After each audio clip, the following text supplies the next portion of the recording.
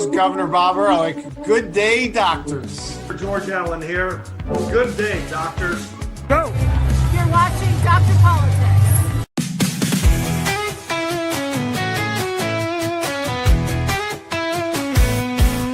They're Dr. Politics. He's the one to see.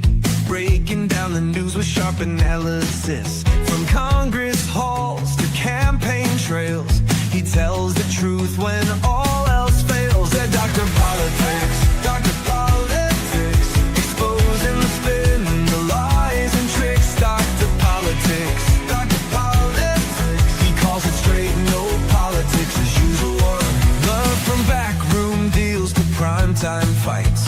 He sheds some light and sets things right. Debates, elections, policy. He cuts through all the DC sleaze. Oh, Dr. Politics, he's got the facts. Dr. Politics, no holding back. Dr. Politics, go away.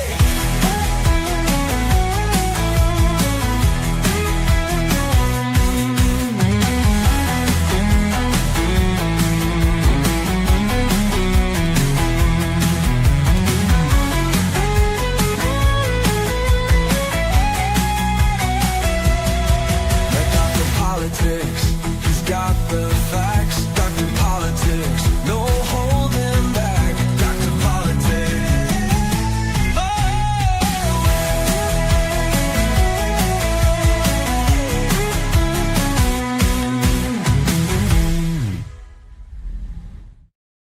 It is February 6th, 2026, 1 month down. And the greatest thing about February is February 17th is when the Shamrock Shake comes out. Which I know everyone says the Groundhog Day is really the first signs of spring. No, it's when the Shamrock Shake comes out because you're only like 2 weeks away from the start of meteorological spring. It's been a fast-paced month of January. A lot of things happening, a lot of craziness, a lot of big news. But I just can't believe how fast these months go as I get older and older. These months just fly by.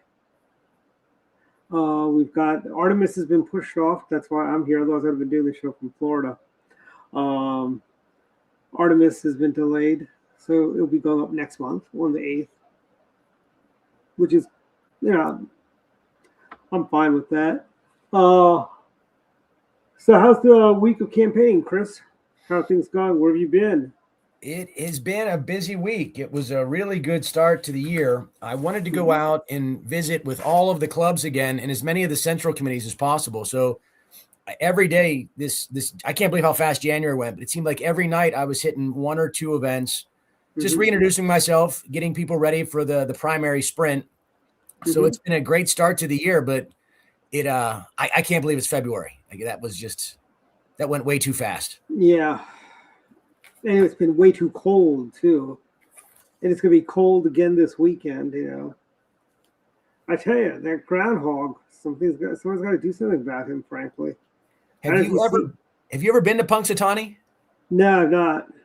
I went there when I was in college, and it is as weird as the movie Groundhog's Day. Like it is, there's like parades set up. There's like big displays. There's people in top hats. Like the whole thing is just a little strange. Like you actually have to see it to believe it.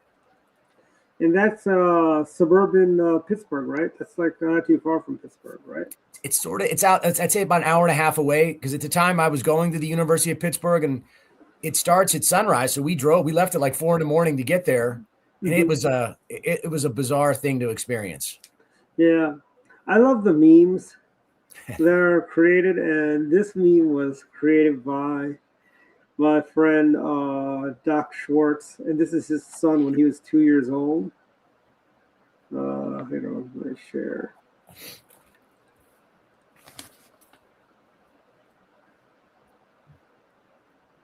And Ian hated winter. When he was a kid, it was all So let's go to Florida and spend the winter in Florida like the birds do. And It's already snowed a little today, so yeah, no, and that's all the snow we're getting, so that's good. yeah. At least I hope so. That's all the snow we're getting.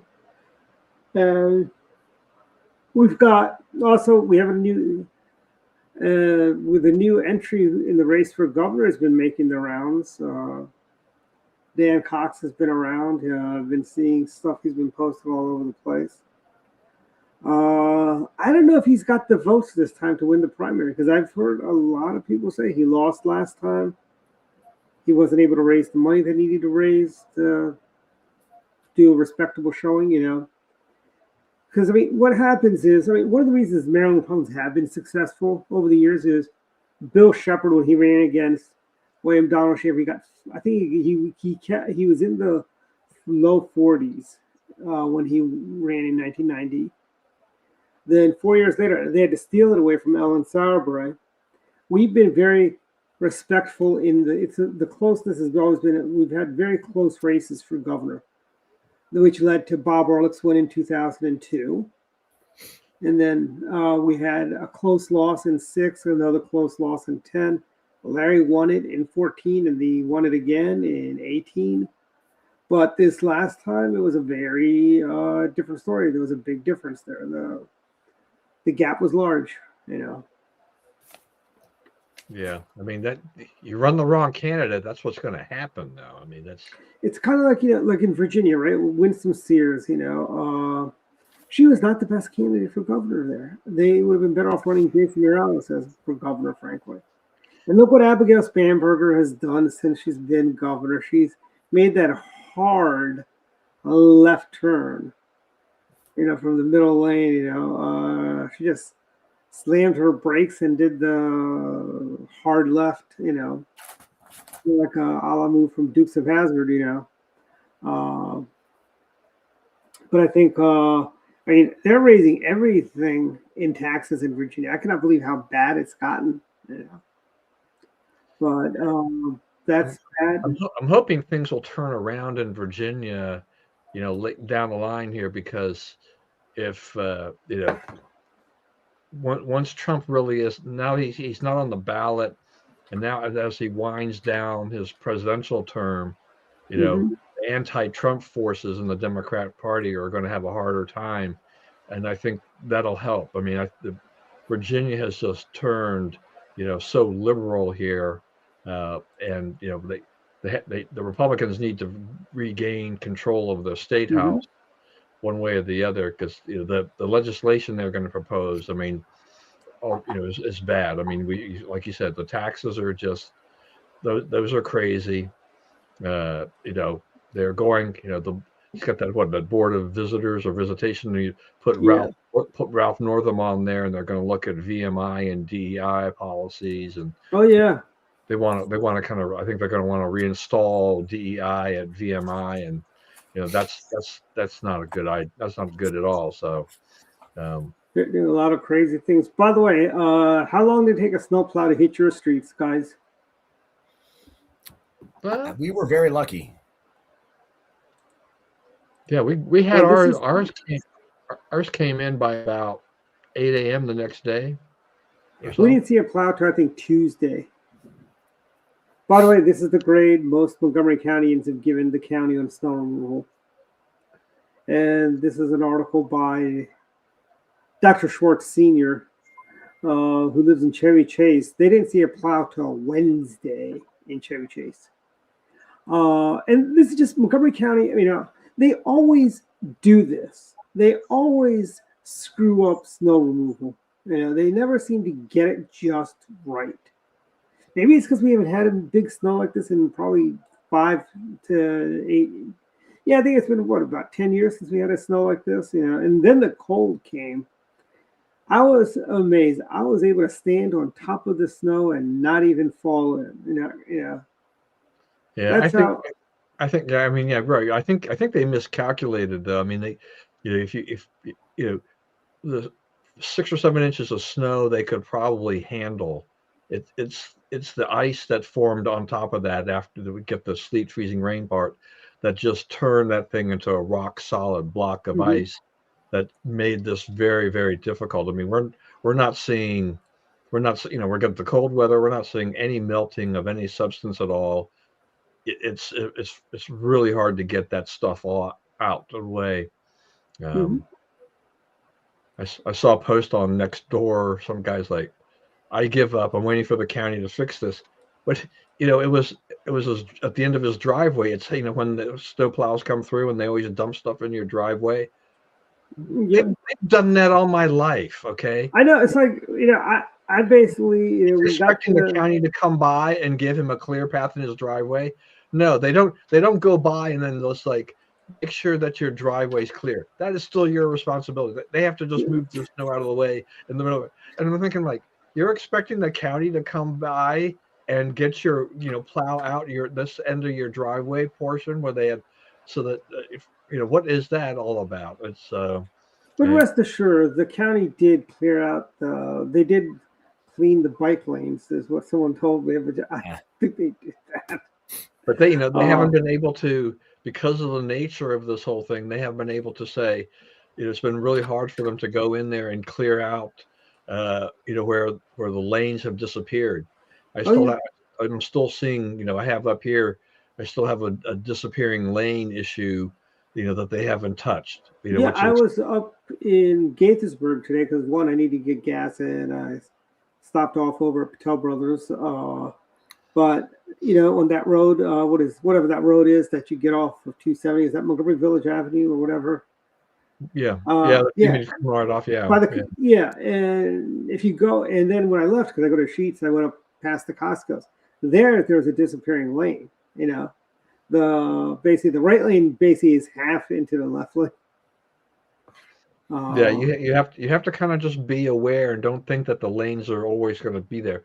So right now it takes a little kind of memorization to say, okay, mark this as a road that has not been completely cleared in the right lane or whatever, so that I mean, I know double left turn lanes where the far left turn lane is maybe half in time. So there's all kinds of things like that are still going on because we're not getting any melting, and so everything is just solid. And I know I've seen the county try to clear out snow and remove it by using a dump truck and a front end loader, but if they're serious about it, then they need to do more of that. But they're not doing a lot of that, as far as I can tell.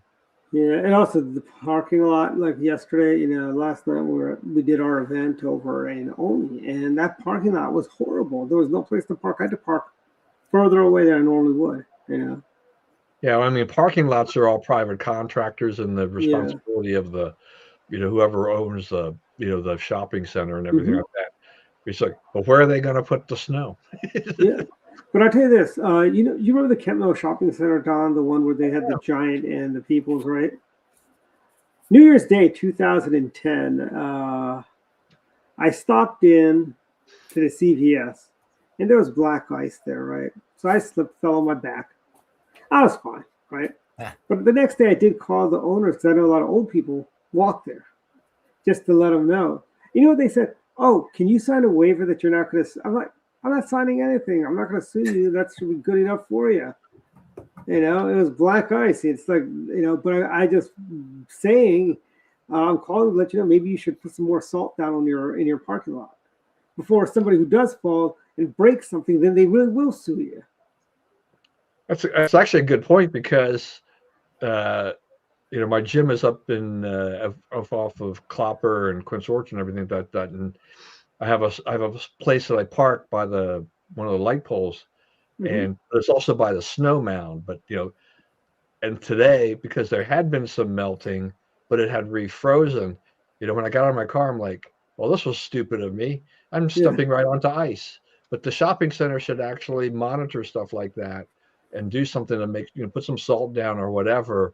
Well, put some cones around so people don't park there. They could also do that, like just block off like 6 parking spots around it. I don't know how big the shopping center is. If it's the one I'm thinking of, they probably could do that.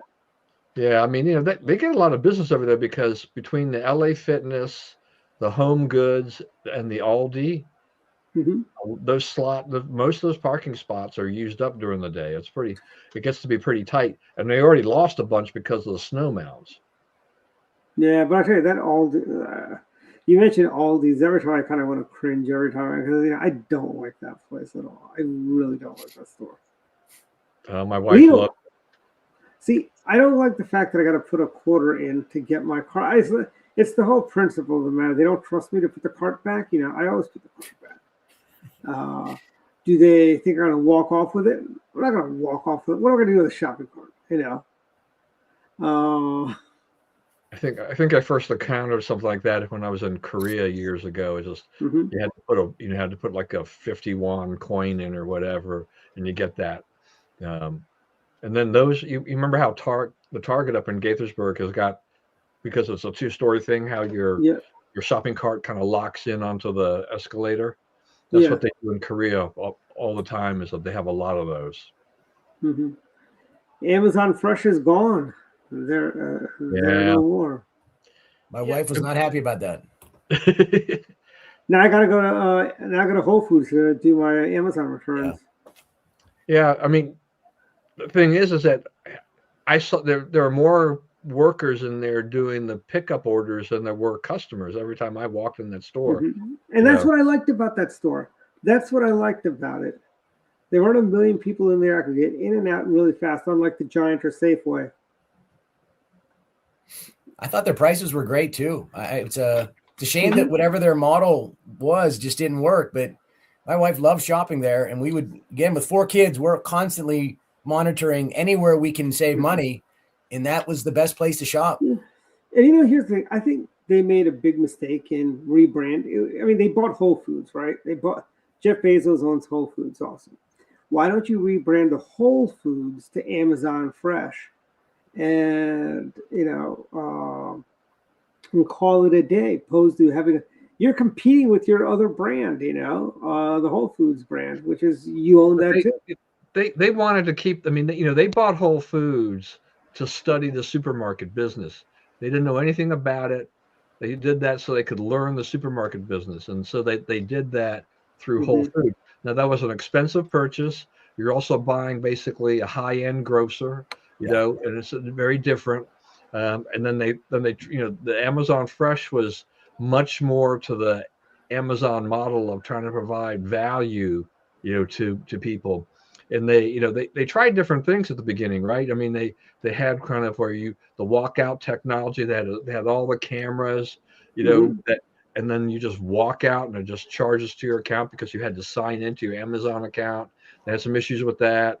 They have that dash card where you can go ahead and scan the Yep. items on your cart and just put them in your cart, and then you don't have to get to a cash register at all, and things like that. So they also used it as an experimental tool for different technology, for which, even though they eliminated it in the store, they actually sell that technology to other companies to Hmm. use, right? I mean, so they learned some things, but they just could not get the volume there. I mean, the grocery business, as you know, is a cutthroat business. The profit margin in that business is very low, and so, you know Amazon, Amazon, I think, is used to getting higher profits out of the rest of their business.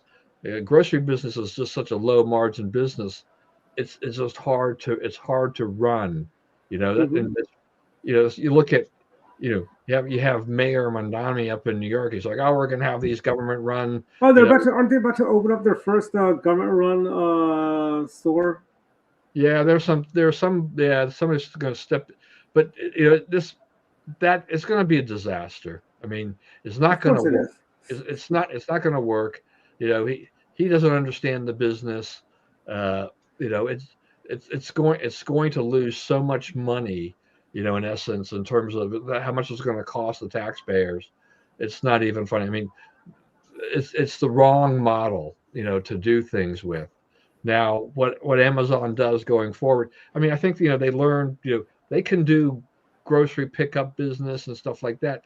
But, when you have Aldi and Lidl, particularly Aldi, which have expanded tremendously in the Yeah. US, it really took away kind of the low end affordable part of it. They Trader put Joe's, Shoppers out of business. I think they're the reasons Shoppers is out of business.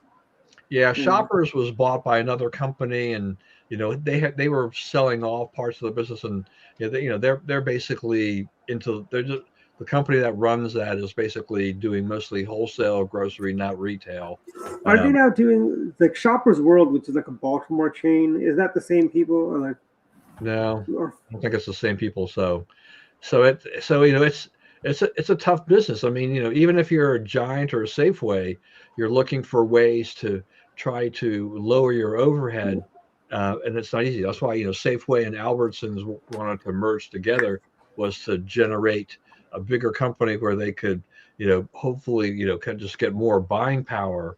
But what comes in here is that what's killing them now. You've got Aldi and Lidl kind of at that low bottom of it. And right above that, I would put Walmart, because the Walmart groceries, are just killing it. I mean, Walmart is just isn't doing Walmart going to be amazing. doing like surge pricing? So if there's a lot of people buying stuff, they're going to raise the prices. So between the time you put in your cart to the time you get to the Well, isn't checkout. that that's kind of the danger of technology or AI, is that you could see that, right? You could see that in fast food places. There were rumors that Wendy's was going to do that and back off.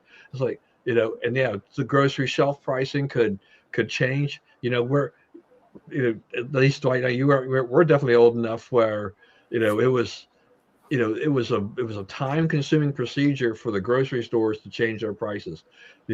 Technology's allowed them to change their prices a lot quicker, but the shelf pricing was a slow, tedious Oh process yeah. to do that. So you can always find discrepancies between, like, advertised price or shelf price and all these kinds of things. You could go to customer service and get the item for free because the things didn't match up and stuff like that. They smooth a lot of that out. It's pretty rare that there's a mismatch there. Yeah. My So two, both of my older brothers worked as stock boys. Like they had the gun and they would click on Yeah. every item. Those stickers never stayed on. That's what really irritated the most. I was so glad when Giant was the first retailer around here that did the barcodes where you scan and the price shows up, right? You Like, know why those stickers never worked? It's because it was a bunch of like 16-year-olds just clicking away. and then you get to the cashier, they're like, "How much was it?" Like, you work here, I don't. Yeah, it's not my job. And then they go, "I need a price check," and that stalls out. What's funny is like when people would pay with a paper check for their groceries. I'm like, "What are you doing? You're killing me here." When I grew up, that's all my father did, is that he would write a check to the grocery store every time. That was back in the in the late 60s and through the 70s. I mean, checks were widely accepted. I don't know how much money the grocery stores may have lost because there weren't check verification systems like there are today. But now people use credit cards, debit cards. I think they always had that verification system. But not with the technology of today. Yeah. I mean, there was a company, I think it was called Chex, CHEX, that basically guaranteed that whether or not the check would be good or not.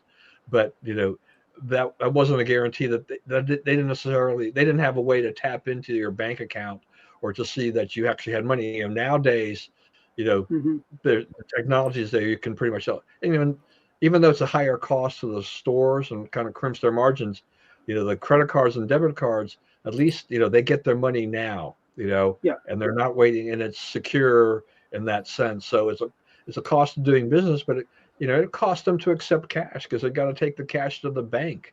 And there's remember the old credit cards, they used to have a little machine. That's where they probably lost a boatload of money because you never know if somebody's got money on that account or not. Like you use a credit card, they flip it, then when they turn in the receipts, that's when they get the money. You mean the old carbon copies. I did a lot of that in my day. Yeah, I mean, it's just we had one of those at AIM. I remember that. Yeah, and you never know if there's money on the card or whatever, Craig did bring up a good point. Trump RX is alive. Yeah, so Trump RX is. It's if you have medical, if you've got prescription drug insurance or prescription plan, you're probably going to be fine.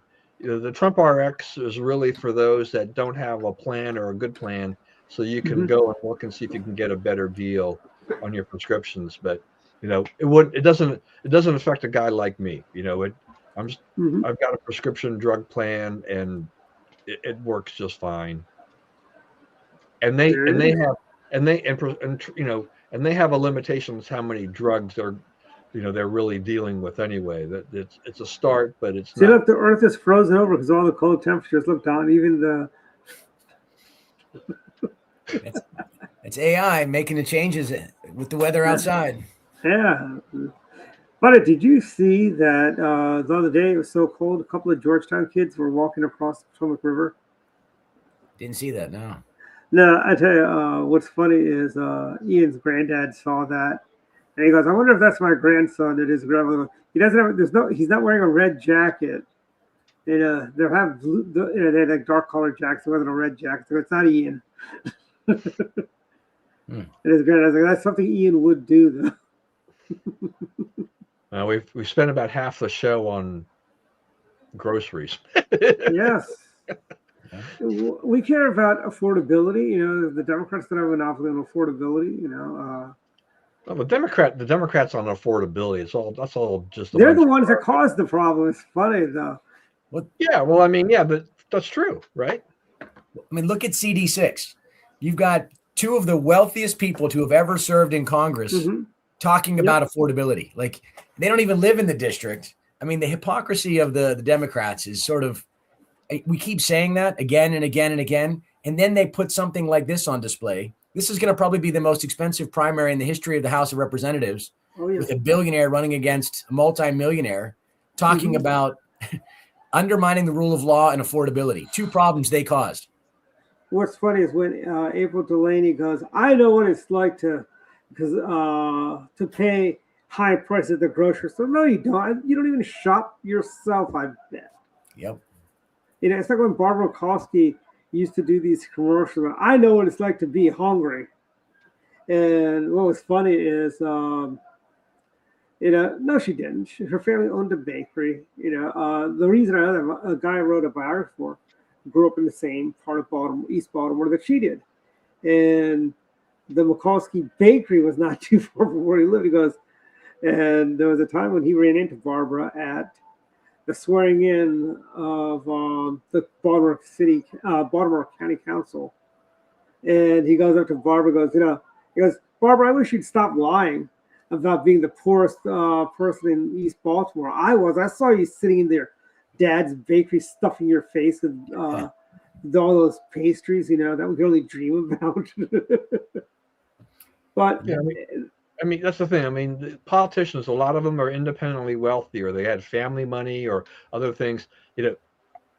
So whether or not it's Democrats or Republicans, there's a lot of them that really don't understand affordability anyway. They don't really have to worry about grocery prices. Donald Trump certainly doesn't have to worry about grocery prices, and probably never really has for most of his life. So, but it's kind of a false flag for the Democrats. They think they can gain some ground here, but this is, as you were saying, Dwight. I mean, it's a problem that they initially caused. That that it's very difficult for a president to really solve, because the Democrats are so disingenuous about this stuff. I remember back in 1988 when the great Tim Russert was hosting Meet the Press. I think it was Tim Russert, but he would ask all the candidates, and the only one that actually knew the price of a loaf of bread and a gallon of milk was Steve Forbes, probably the richest of the candidates running for president that year, in '92. He knew that, and and I like to throw that at the Democrats' faces, and not one Democrat has ever told me what they know. Democrats don't know what the price of eggs, milk, and bread are. They have no idea. I hope someone asks me. Yeah, they should. That's a question. I tell you, if April Delaney agrees to ever do like a candidates forum with you, or just throw that out there. April, do you know what the price of District 6 families pay for a price of eggs, or a gallon of milk, or loaf of bread? I mean, loaf of bread's $5 now. Yes. And that's if you get that's if you don't go with if you go with the House brand. That's Wonder Bread. Yeah, if you go with Pepperidge Farm, you're talking like $6 then. Yeah, I couldn't agree more. I mean, that You part pay of the more for a campaign small- is about as authentic as you can get. Yeah, whenever I say You that pay we more are, for a smaller loaf. I've always wondered, why do people buy Pepperidge Farm? If you get fewer slices and compared to, say, you get the giant loaves. I remember when a loaf of bread was 10 cents, Don. Do you remember that? I know that they were. I know you can get it for really cheap. I think I remember paying like 29 cents at some point in time or something like that. So, but that was like this giant brand bread or something like that. Yeah, but still, Cheap was 29. cheap. Yeah. I mean, you can get Wonder Bread for about 50 cents or even less than that, or Sunbeam, which is the better bread, by the way, Sunbeam bread. Well, what I thought was interesting was this past week was that, PepsiCo, which, owns Frito-Lay and they do all these salty snacks, they're going to roll back some prices, which I think is remarkable. So they admitted prices had risen in that of those kind of snacks 38% in the last 5 years. Oh, yeah. You know what the price of that's astonishing. you know what the price of a bag of Doritos is now? Like a bag of Doritos, the smallest one. It's not, well, they call it the family size, but that used to be the smallest bag you could buy in the old days, right? That is roughly about $4 or $5. It's not cheap. oh, I think it's more than Safeway that, depending on where you go. Yeah, like Safeway has a deal, but they make you buy you gotta buy 6 of them to get them for $1.99. And I think that's still a little high. It's always hard for me. Go ahead. I'm sorry. I'm saying the bags I'm buying are like 99. They used to be 99 cents. Those bags. So imagine how hard it is for me to get out of the store when you have to go through the candy aisle and I've got all the little ones. Candy is like $3.50 for a bar. I remember it used to be a quarter. Yeah. Yes. I remember you get 10 of those for $1. Yeah, I mean $3 for like a normal size candy bar. Oh yeah, I mean not much. I'm just swatting things down as my kids are going through there. Like no. Yeah, and with chocolate candy, I mean, it's a function of inflation, and the cocoa prices have gone sky high. This right? is $5.99. $5.99. It's upside down. Oh, is it? Okay, how's it? $5.99. You're gonna lose your sponsor. Yeah. Hey, RJR, well, they're not part of RJR yet anymore, are they? RJR used to be a good funder of Republican causes for years. Maybe should go to the Hydrox people. Yeah, I mean, it's just crazy to see how prices increase. It's probably why, our shopping habits in our house. I mean, there's just the two of us, and we still buy a lot of stuff because I don't know why. I don't even know why we buy as much stuff as we do, food as we do sometimes. But it's kind of split. My wife likes to get certain things at Aldi. She doesn't do too much at Lidl. She has the H Mart because she needs to get certain Asian food to cook and things like that. But I think the bulk of the grocery shopping, is really done at Costco. Fruit, milk, eggs, bread, all that kind of stuff is right there. I used to buy the skinless peanuts at the H Mart.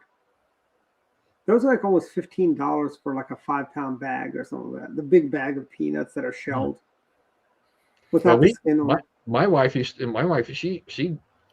loves the chocolate covered almonds that came at Costco in this jar. Yeah, I think the price is over $20 the jar. And it used to be like 12. And the jar has shrunk too. The jar's gotten smaller. Yeah. But how people are, even at Costco, customers sometimes get pinched because Costco annually they produce these high, what they're higher end cashews. They put them in a glass jar. Yep. The price is now $20 a jar, and they used to sell out like that. I mean, they put them out in November and they were gone within weeks. Yep. And it's February, and I can go into almost any Costco, and there's still hundreds of jars left that they're still trying to get rid of. And I think this is where even the Costco customer is saying, that's a price point that's too high for me. Yeah.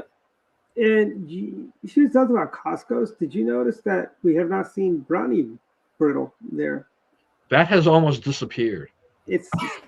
I mean, you could also find it at Target, but not even did the company just go under? Because I don't even see it at No, no, Target. no, it Or, hasn't. I mean, until the end of January, because we signed up for BJ's for a month, for a year at a discount, which just uh-huh. ran out at the end of January.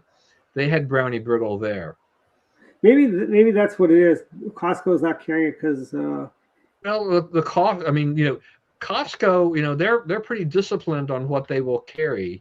They only have 4,000 SKUs, and if the company behind Brownie Brittle. I mean, we used to do this buy one get one, right? That was Yeah, every year, and and the then bags were bigger when they did that. after the pandemic, the price went up, and they still did a buy one get one. It was much more expensive, but it's kind of like, I guess the deal is just not there, so they're not. They didn't sell enough of them or did enough of them to determine that was something they want to do. Costco is just, for me, it's just a marvel of, exploration. You just never know what you're going to find. Capitalism. Well, yeah. I mean, my wife, she Now was that out they in open early Utah. for us, I like it because I can actually go and look around. Usually Yeah. I'm in and I'm out because I don't want to waste I time. was in and out. I left my house and I walked in a little after 9 o'clock, had to do a return, and I bought some stuff and I walked out and I was home by 10 o'clock. And I'm Yeah. like, that is the way it should be in Costco. Yes, But exactly. but what you lose out on one of the things that we like to do is that our eyes are now trained that we look in certain areas and we're looking for 00 and 97 at the end, because those are all the clearance items. So they're either not going to carry or they're just doing quick sale because they're just inventory, whatever. And it's never the same in any two Costco's. You can find something on. My wife bought this.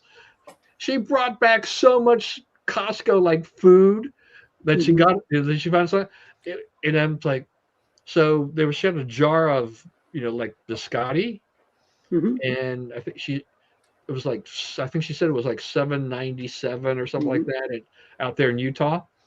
And I ran across it today at the shelf over in Gaithersburg, 11.99, right? So it's not universal. You have to kind of do a little exploration, and sometimes you're like, oh, this is a great deal. Even she was even looking for some wool blend socks, and the Costco out in Elk Ridge had them on sale, but the sign was up, but they were out of stock. Well, lo and behold, she was in Utah, and they had plenty of them. So she got them on sale. She got what she wanted. Bingo, So it's just, you just never know what you're Hey going to Don, get. Costco is now carrying 7-layer Japanese cake. It's like a Smith Island cake, but it's like 7 layer. It's like a Japanese, I think a pancake cake, or no, what do you call it? I think it's called 7. It's a 7-layer Japanese cake. It's got cream and no frosting on the top, but it's kind of like a Twinkie, so to speak. Like 7 layers of really thin No, cakes. Asians love like spongy cake and creamy cake and stuff like that. Yeah. They're big on that. I mean, that's why, like, if you go to a Paris baguette, that's a Korean operation originally, and so you'll see lots of cream and things like that, and all that stuff. That place is expensive as heck, but they do pretty good business. So Have you ever seen the Japanese PB&J? It's almost like a Jello. no, I haven't seen that. I've seen it at the H Mart, and I've seen not H Mart. What's their competitor's name? Loti. Lotte. Yeah, I've seen it there. It's like a PB&J sandwich, but it's like Jello. Well, they do like gelatin, or like those little gel things. Yeah.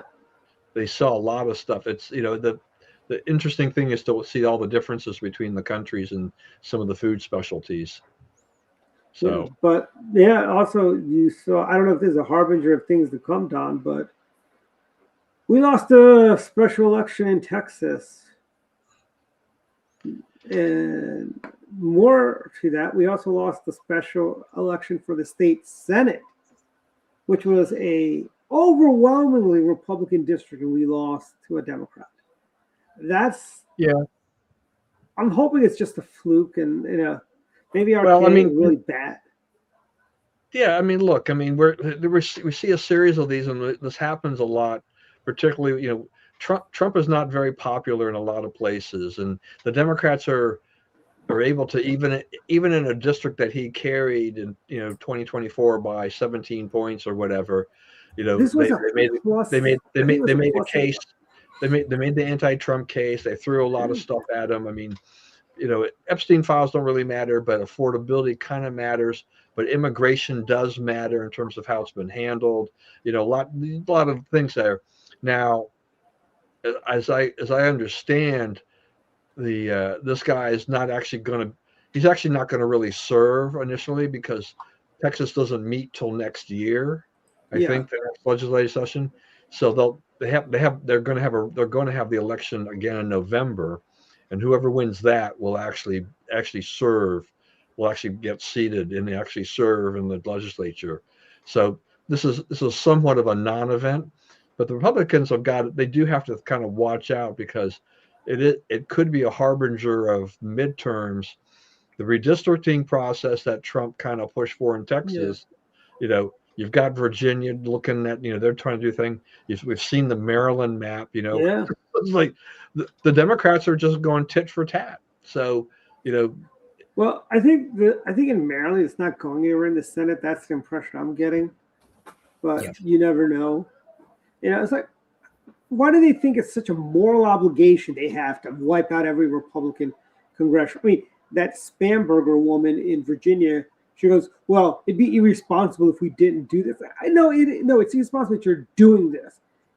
Courts have already said your little executive order or law, I forget whatever it is, you can't do that. I know they're trying to appeal it, but I think this all gets shut down in the Supreme Court. Look, if Trump had left this alone and just let the things go, if he hadn't pushed so hard and then Texas had done this, California, these other states really wouldn't have done it. Everybody was basically willing to go, on the 10-year and stick to the 10-year cycle. Yeah. But Trump basically, he forced the issue. And so you have the Democrat states are saying like, okay, well, look, we got to balance this out. And so now it's this free for all that I'm not sure what we're going to get when all the dust settles, because you've got so many, states jumping in, though. I guess Indiana said, no go. Yeah, I thought he put the cart in front of the horse on this one. They should have revisited the 2020 census before they did this, because I think we're still looking at broken numbers. And I think that was the one. I agree. He jumped in and went too far down the rabbit hole, not having correct the underlying problem, which is we have skewed numbers from 2020. Until you correct that, you're going to get these mixed outcomes. And I think we could potentially lose a seat or two in this effort to pick up seats, which is unfortunate. And remember, Maryland's redistricting law is stricter than the federal law. They're supposed to take into account borders of counties when possible. And what they've done with District 6, bringing it into Montgomery County, is just idiotic. It should be Carroll County. It should basically, District 6 should touch District 1. Yeah. Frankly. You should be able to drive from Cumberland to Ocean City without going into a Democrat congressional district.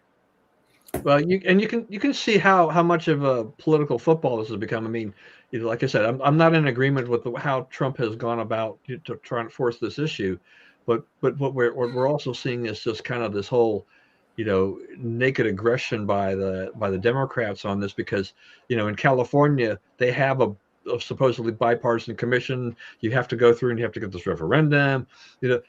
Democrats will say, oh, well, we have to have fair redistricting, and so they have all these redistricting commissions that are supposed to be bipartisan.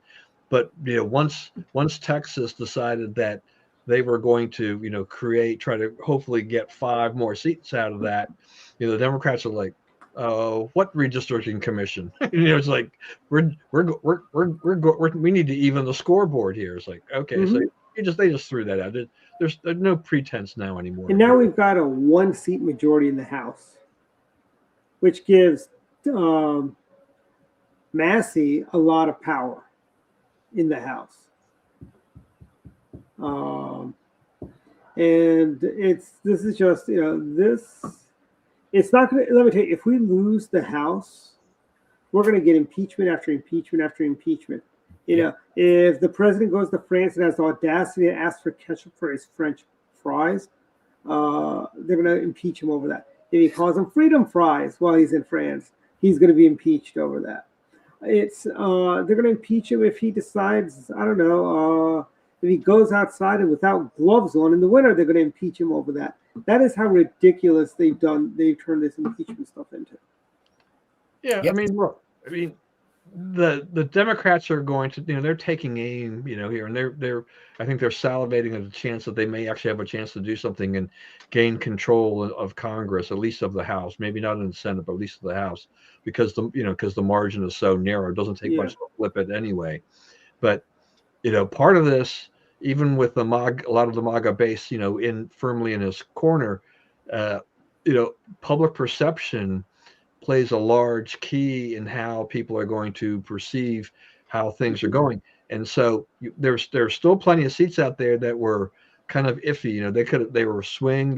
They were not won by large margins, by Republicans. They could go and get flipped to Democrats this time around. Trump's real prosecution, his own lawfare by going after all his enemies, I think is a huge mistake, because I think that it just gives the Democrats more ammo. I mean, there are ways you can do things, but you don't need to give the Democrats ammunition. The Democrats, after the 24 election, they were limping badly. They were hurting badly, and Trump just kind of has given them a lane to maybe win the election. And he should have been. I always kind of gets me, when Republicans don't find a way to really just slam the door shut on the Democrats. Instead, they keep opening the door and giving them a chance to do it. So it's just, I get exasperated sometimes at this. We gave the Democrats oxygen. Frankly, they were suffocating. And after Zoran Mamdani's win, we had the poster child for the next, how many years ever he's still mayor of New York City, frankly. Do you really want to turn America into another New York City? No. And, but we've got the rise of, and I was talking to an old friend of mine who worked with me on when I was an intern with Senator D'Amato or the D'Amato campaign, more so. And he says, the left has just gone farther and farther left. And he goes, and the Republicans, instead of trying to capture the middle ground, he says the Republicans are going far. Some of the Republicans are going far to the right. I go, what do you mean far right? We were far right back in 1990, in the 90s, and the 2000s. We were the right-wing extremists, Tea parties and so on.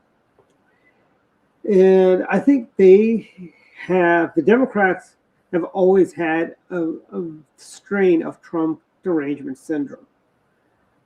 They hated Nixon, they hated Reagan, they hated Bush, they hated Bush 43. They hate Donald Trump, and it's not, it's like they said, all the vile things they said about President Bush 43 when he was president, and it's like for them, it's like their view is, just keep going farther and farther. So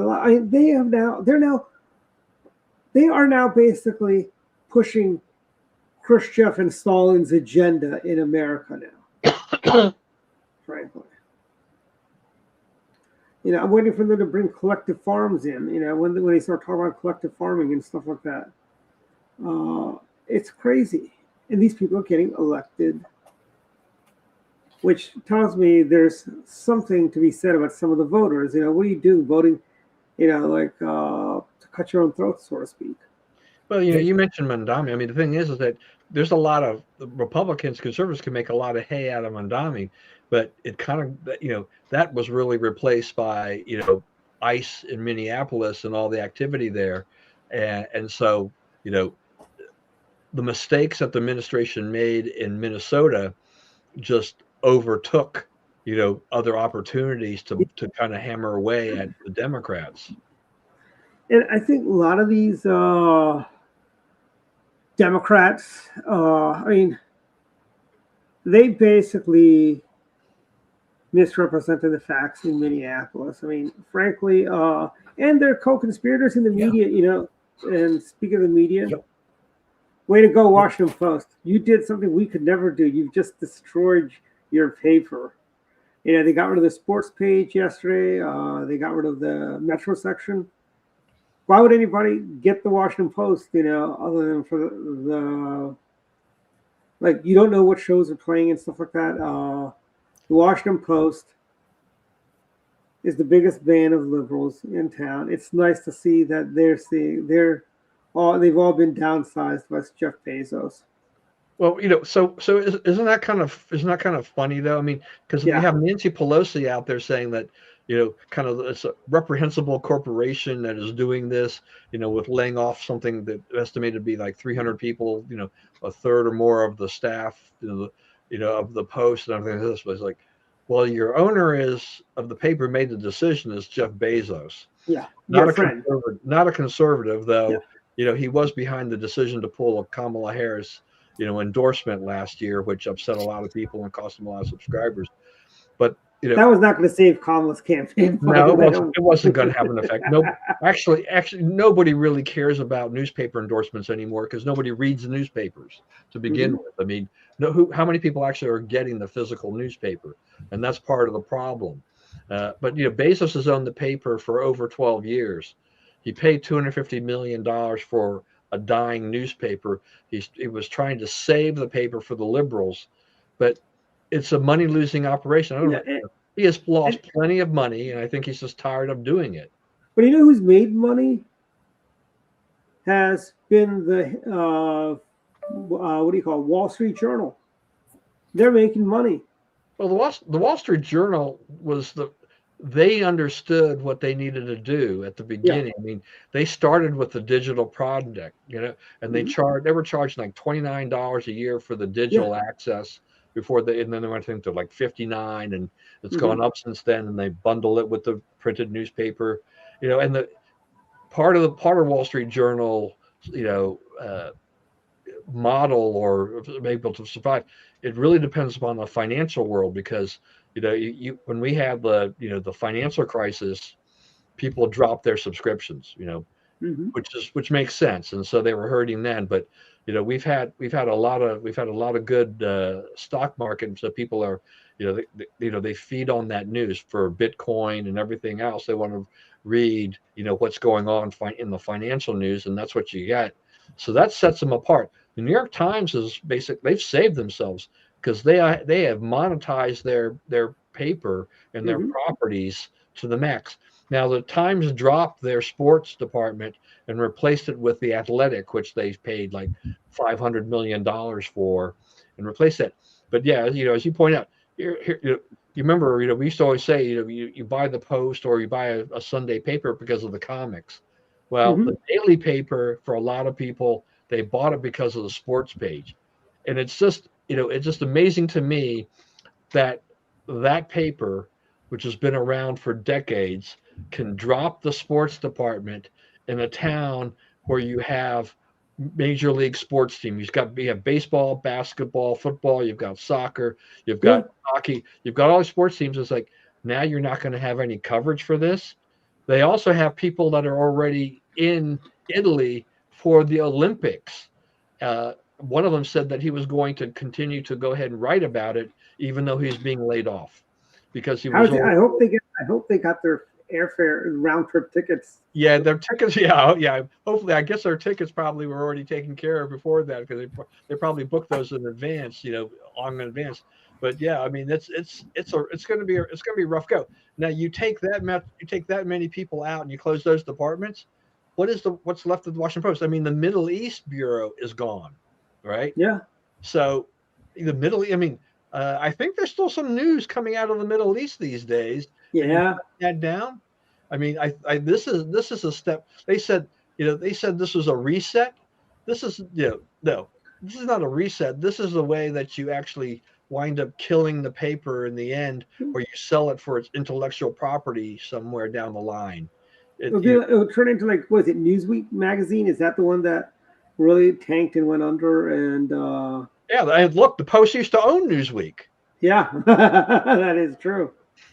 With their son Evan Thomas, who was their editor-in-chief for a while. Yeah, so I mean, Newsweek operates, but it's a completely different publication than it used to be. Yeah. So I mean, the news cycle is very different. Yeah. But it's expensive to run a newspaper. And we've seen a lot of newspapers close or go to 2-day-a-week circulation and stuff like that.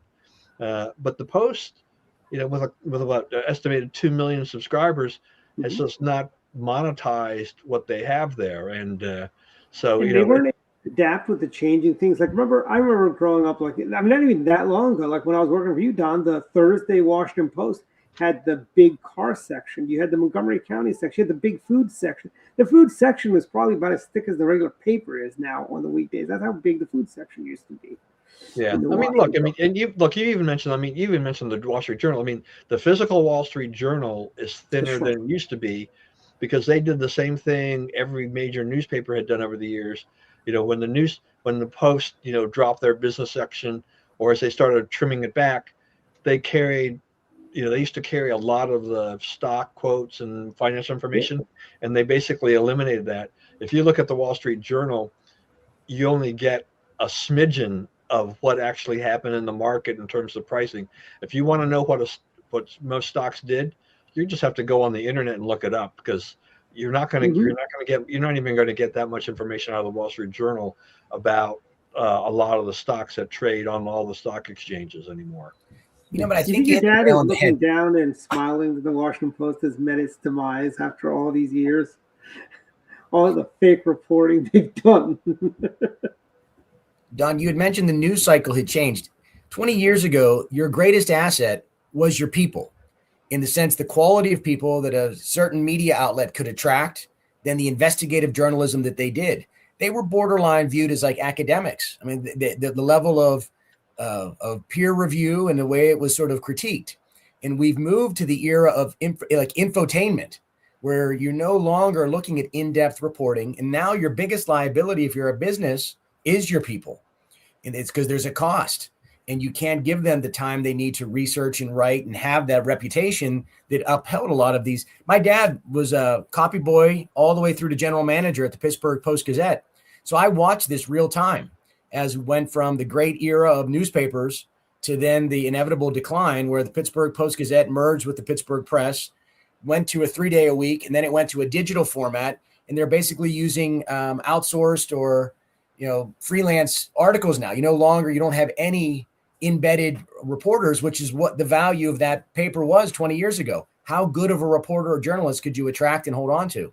It's a shame. Well, you remember how Gannett used to do things. They would buy a newspaper, and basically, the local newspaper would lose most of their staffing, because Gannett would just basically feed, stuff to the paper. But you also lost that local feel, because it was now being kind of corporatized. It was like, this is the way we do it in order to make a profit and everything like that. But you're right about that whole copy boy. My father used to talk about, how the newspaper industry had changed from, you'd be a copy boy, and then you get maybe, you'd work your way up through the system. Yeah. And, that was part of his argument about liberal journalism, is that too many, their kids were being turned out by the colleges, universities, without having any real experience. They were being taught by these 1960s radicals, professors, on what to write and how to write.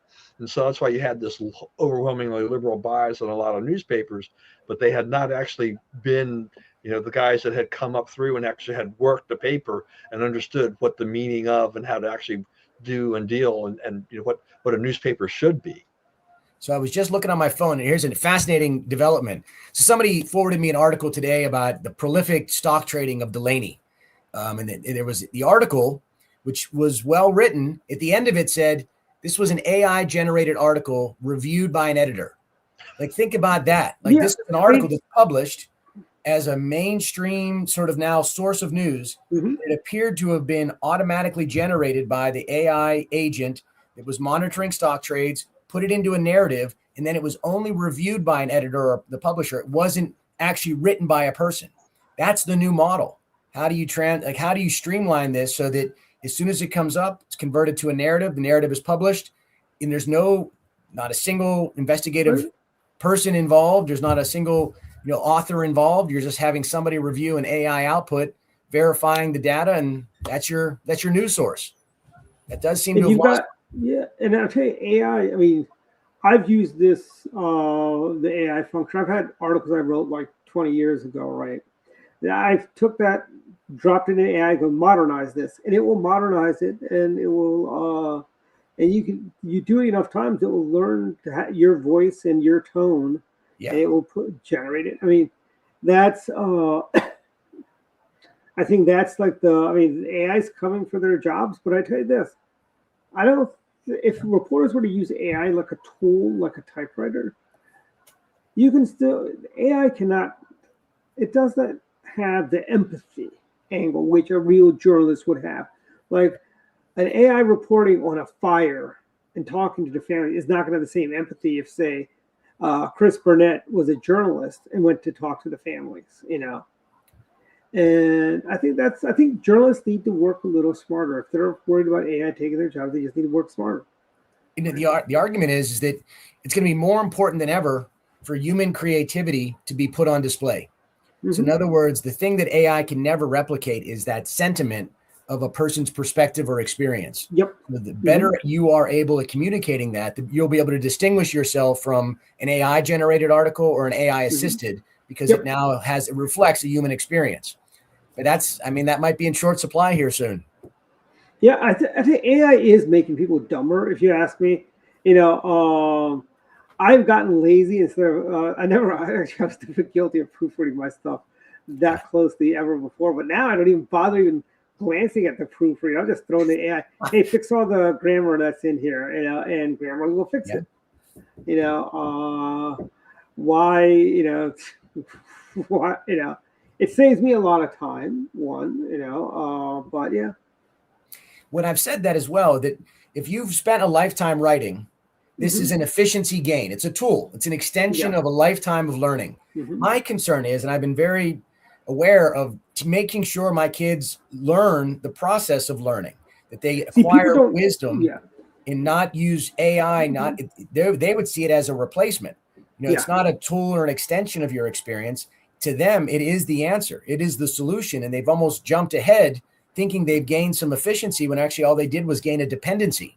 That's my biggest concern is the loss of critical thinking. We're going to have dumber people as a result because, you know, right now, you know, we do the research, we pull everything together, and then we dump it into AI to do it. But what's going to happen is, you know, you're going to say, hey, give me the 5 biggest news stories that happened yesterday. Now, give me a synopsis on it. Now, tell me how to write it in the worldview of a right-wing Republican or a left-wing Democrat. Yeah. You know, and you can even specifically say, put this in the voice of Bob Novak or pick any reporter at the Washington Post if you want the liberal perspective. You know, Ben Bradley. You know. Yeah. You know, you could put in the voice of Joseph Schreiner. But the Washington Times is still around, Don, and they print and they publish and they do have a sports page. Yeah, but their circulation was never more than about 100,000, so they never had much influence. But they did some good work over the years. Yeah. I mean, and real quick before we go to final thoughts is Bill Clinton is giving another deposition, Don. Yeah, I know, and he was so willing to do so. And he was so, you know, remember last time you think he managed not perjuring himself this time during the deposition? Yeah, you know, I don't know. I mean, I think it's kind of funny how the Democrats have kind of thrown him under the bus at this point in time. But he and Hillary just don't have the same sway as they used to. I mean, they don't have the same gravitas as they used to anymore. So. Well, I think they view Bill Clinton as a sellout. Because remember, Bill Clinton, we had welfare reform under Bill Clinton because of Newt Gingrich. We had the crime bill, which Joe Biden likes to do. Well, I mean, I just thought that, you know, any Democrat that is going along with having them, you know, give this deposition or just saying like, see, you know, we want the Democrats that may be caught up in this, and so we're bipartisan, right? So it doesn't look like it's just a witch hunt on Trump. Yeah, I mean, I remember when after Bill Clinton, I think this was even during. They started renaming their Jefferson Lee dinners to Jefferson Lee Clinton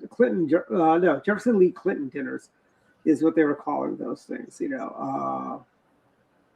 And now I think they dropped the Clinton, and now they call them the Obama dinner, which is kind of ironic when they call it the Jefferson Lee Obama dinner. But yeah, we're at final thoughts. Chris, let's start with you. Well, busy January. Tonight's episode went as fast as the month of January did. We spent all that Yes, time it on did. groceries. Sorry, like the campaign's Yeah. already been an hour. Never know. Hey, So, we're in touch with the people. So I'll start with I think redistricting is dead. Everyone I've spoken to out of Annapolis seems to think that there's going to be some posturing. There's going to be some words back and forth, but it's dead on arrival. And I'm genuinely curious to see if that's what happens. But I've got a busy couple of weeks coming up. I'll be at in Frederick tomorrow for I think it's Fire and Ice in the city of Frederick. I'll be at Sweeties on the Creek all day, meeting some folks. I'll be at the Conservative Club on Monday night. I'll be at the Mid-County Muster on Tuesday. I'll be at Leisure World on Wednesday, the Capitol Hill Club following Thursday, meeting up with Congressman Harrigan, Congressman Mast, and then Adam Wood's event next Thursday. But then the big event for us is going to be the following week on the 17th. We're doing a town hall, and I'm going to present my innovation corridor, and I'll probably present for 15 or 20 minutes, but I'm inviting all Republican candidates to present their economic development plans. And the idea is to make it a media event so that we can have the concerted effort that it would require to effectuate an innovation corridor. There's only so much you can do at the federal level. It would require state, county, and even municipal level acknowledgement and agreement to effectuate this corridor. So the idea was I would present it, have the media there, they answer questions, and then most importantly, have each of the echelons of government of those candidates available to say this is how they would align with or integrate to the innovation corridor to really address affordability the only way you really can, which is through opportunity. You have to find a way to put more money in people's pockets. The best way to do that, get the county and the state out of the way, create a pathway for business, and before you know it, you've addressed affordability and you've addressed all these other Democrat-made problems by letting people solve their own problems. So I'm looking forward to the 17th. Then we've got a couple of other big fundraisers. We're trying to have these would be bigger events. Congressional Country Club coming up on the 11th in March. The Hidden Hills Winery on the 5th. First Breach up in Hagerstown mid-March. And we're trying to get these into having those bigger to really bump up the fundraising. Up to this point, it's been mostly introducing myself. Now we're into the phase of the campaign where we're going to try to have bigger events and really put up some bigger numbers. And then the last thing, and you both might be interested, we're doing our second gun bash. Raffle tickets are $20 a piece. You have a chance to win 3 different guns, a shotgun, a rifle, 2 rifles, and a shotgun. We'll do the drawing on May 29th, and that will be Ooh. Are you still there? Yeah. Yeah, I'm here. Yeah, you dropped off a little bit. It dropped off right after talking about the gun bash. Wow. I could blame it on the cold weather, or I could just say bad connection. We'll be at the North American Rod and Gun Club on the 29th. If you want a raffle ticket, go to burnettforcongress.com. You can get them on the website, reach out to me, or we'll also have a lot of stuff going online. But any one of these events, I'll have raffle tickets. So I put you down for a couple of tickets, Dwight? You going to get actually, I'll buy 2 tickets for you. Just send me the link. And, So last time around, we had folks that really wanted some of the guns that were available. So they bought like 100 tickets. 2 of the folks that won had bought 1 ticket. Yeah. It's kind of like, like when they have the lottery, I never play unless it's over a couple $1 billion. It's not worth my time to wait in line for Not worth your time, just a few $100 million, right? It's like no, it's just a pain to go down. Then you got to fill in those little bubbles, and you got to do all that. Then you got to remember to find the ticket and go and see if you won, or you got to check online if your numbers came up or not. With my luck, I'd probably win the lottery and then not even know that I won. That's a hell of a statement that you can't be bothered for less than $1 billion, Dwight. I mean, it has to be more than $1 billion. Like it has to be like 3 billion, 2 billion, something like that. It's not worth my efforts for anything. Billion and below, it's not.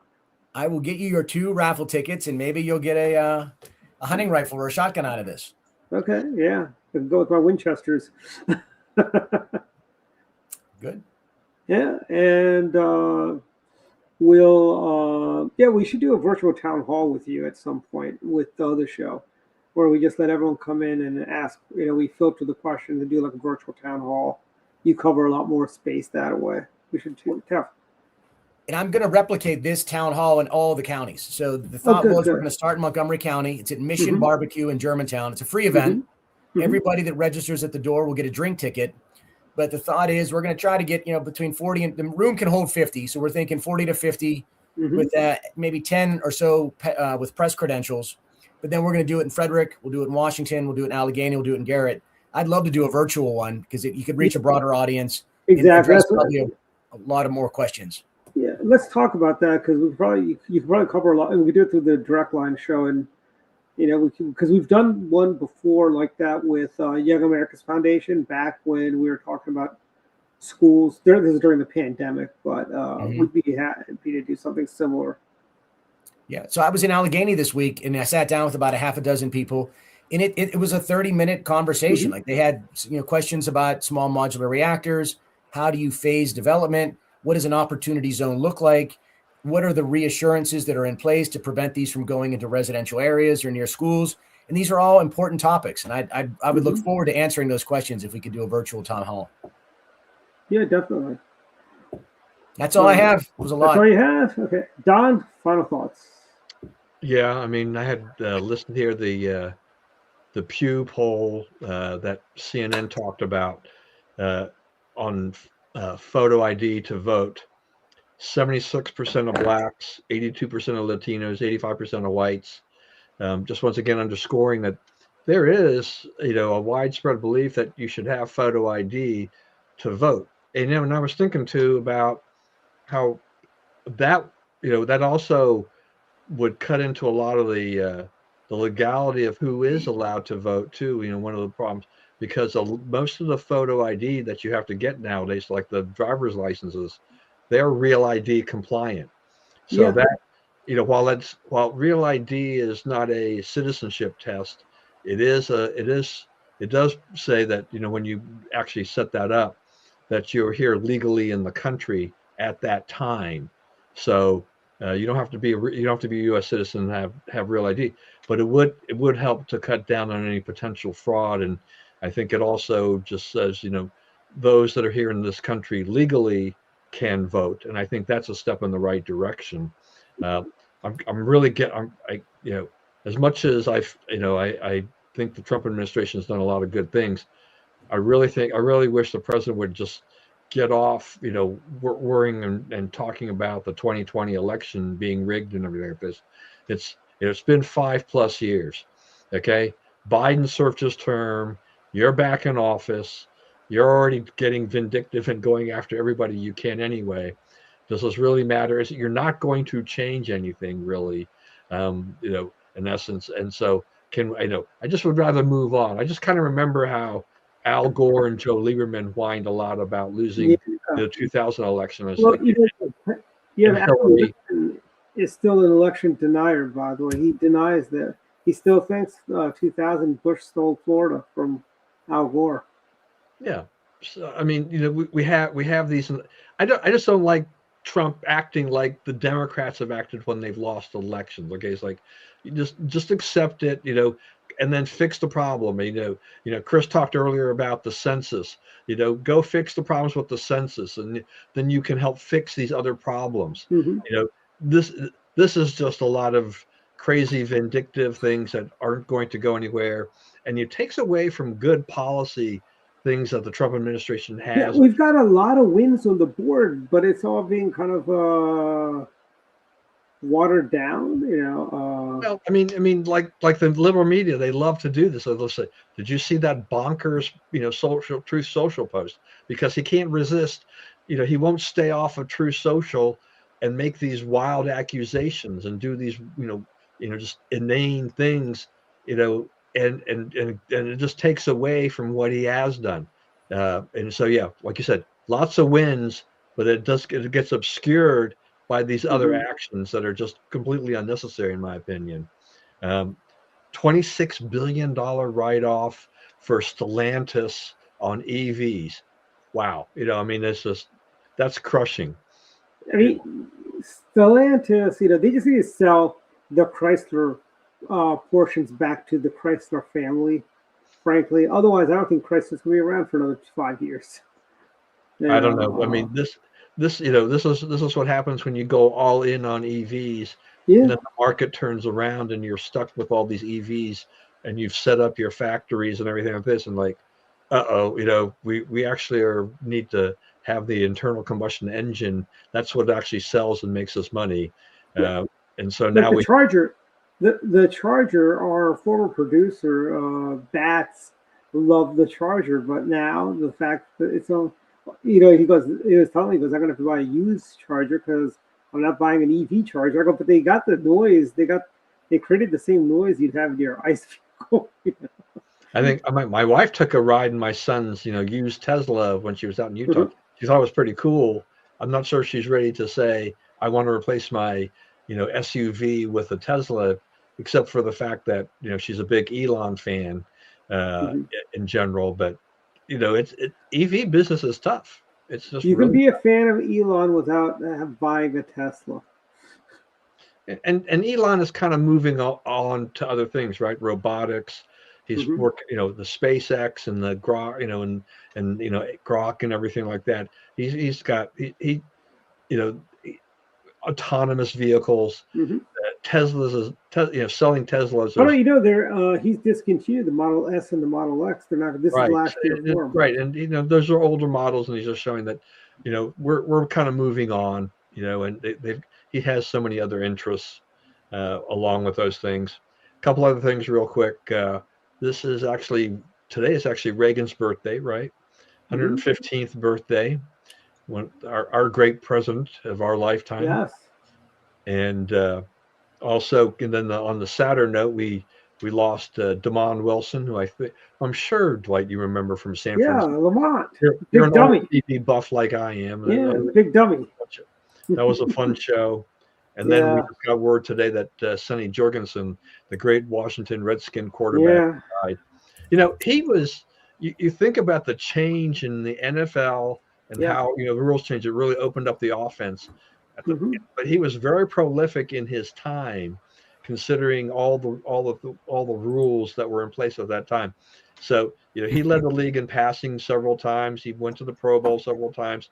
He threw 255 career touchdowns, and that was intercepted 189 times.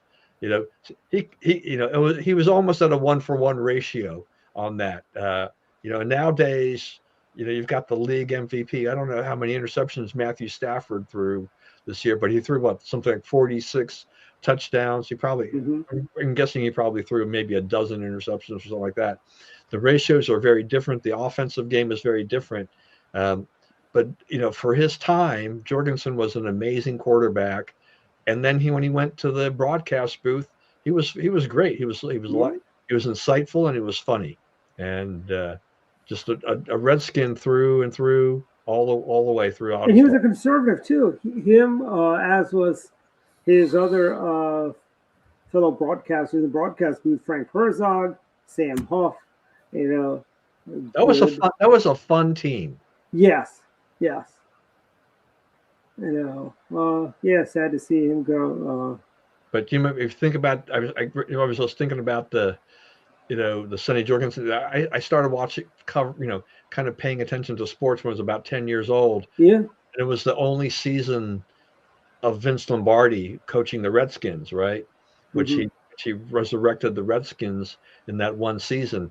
But there's Sonny Jorgensen as a quarterback, Charlie Taylor as his wide receiver, Larry Brown as his running back, Jerry Smith as the tight end. Some of the great Redskins of all time. Their records have easily been broken by others, but that's all because of rule changes, and now we're playing 17 games and not 14 games and stuff like that. But he was a great one. Yeah. So that's it. So Don, Patriots or the Seahawks? Ooh, I'm gonna give the edge to the Seahawks. I think their defense is really good, but I won't be watching the game because I haven't watched, except for when I was in the waiting room when Spencer was in the hospital. a couple of years ago. I haven't watched any part of an NFL game since Colin Kaepernick did all his Yeah, antics. same here. Same That's here. been, that's been almost 10 years now. So I'm not. Yeah. I'll watch replays later on, but I guess I'll go with the Seahawks. It's a kind of a coin toss. These are two really good teams, but the Seahawks have got a great defense. Chris, Patriots or the Seahawks? I got to agree with Don here. Seahawks, you got a great defense, and good defense always wins championships. So I think Don's got a. Yeah, he I'm hit the going to nail on the disagree head. with both. Yeah, I'm going to disagree with both you guys and give it to the Patriots. I think, Of course you would. I think the Patriots. Bob Kraft, good conservative. And as is the quarterback. I somebody's got to be a Patriots. Support the Patriots. I support the Patriots. I think they'll win. I'm not going to watch it. Think about this. So Sam Darnold is the quarterback for the Seahawks. He was, the Jets gave up on him. Carolina gave up on him. Minnesota gave up on him. And he's on the cusp of winning a Super Bowl. This is more insult and injury to the Jets, who can't seem to understand how to actually develop a quarterback. I think the Jets were really good when they had a guy named Joe Namath at the helm over there. Joe Willie. Actually, no, they were pretty good with Ken O'Brien, a Maryland alum. Ken O'Brien was their quarterback in the 80s. They still didn't make it to. I don't think they made it to any playoff games, but they were better. Now, Craig is trying to even the score up here. Oh, there you go, Patriots. That's good. I mean, look, the Patriots a remarkable turnaround, 4-13 to 13-4. Great coach, great young quarterback, but the defense. I think I'm going to give an edge to the defense. Yeah. It'd be funny if the Patriots run away with it by halftime. The game's over. We haven't seen Super Bowl games like that in years, where it's over at the halftime. There have been a few, more than a few. Yeah, so, any other thoughts, Don? No, that's it. My final thoughts are basically Chuck Schumer was honest yesterday, by the way, when he said there's a lot of racists in the Democrat Party on Mornings with Joe on Ms. Now. What do you call? Chuck Schumer, is pointing out how he's the party of Jim Crow and segregation and slavery. Well, we're the party of Lincoln. Hard to top that, but also, Don, my New Year's resolution of we started back in 24 doing 24 new things that I haven't done in the last 20 years or 10 years. And this is really funny. In 2026, I'm already up to 14 new things I've done, and we're just getting into February, which I'm like, I need to slow this down if I'm going to make this last the end of the year.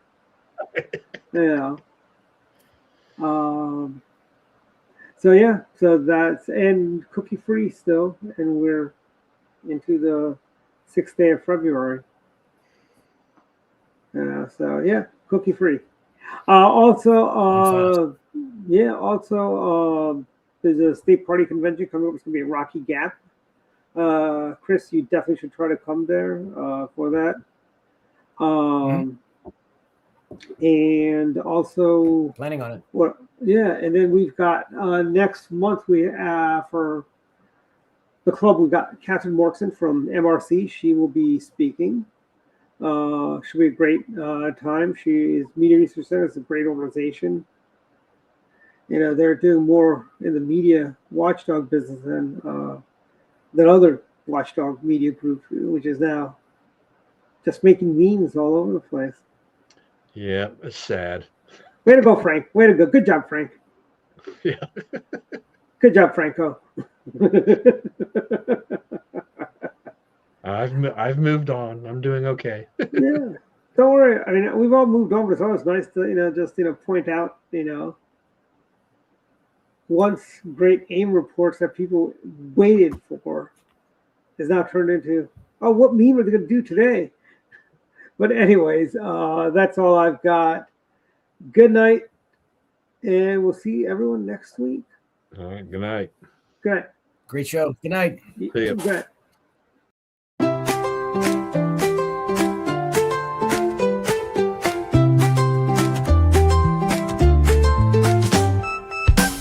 Let's go down to Missoni, where Italian cuisine shines. Let's go down to Missoni's, we'll have a good